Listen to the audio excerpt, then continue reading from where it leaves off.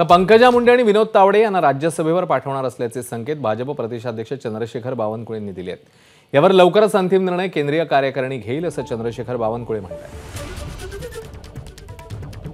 लवकरच आमचं parliamentary board होईल आणि यातनं काही नाव जातील, पण शेवटी केंद्रीय नेतृत्व जे आम्हाला निर्णय करेल त्याची उमेदवारी फॉर्म आम्ही भरू। महाराष्ट्रामध्ये पंकजा मुंडे असेल, विनोद तावडे असेल, पक्ष देखील यांच्यासाठी खूप आग्रही आहे। नाही, पक्ष नाही, महाराष्ट्राचे सर्वच लोक आग्रही आहे। पंकजाताईसुद्धा त्या ठिकाणी त्यांना योग्य पद्धतीने पक्ष चांगल्या पद्धतीने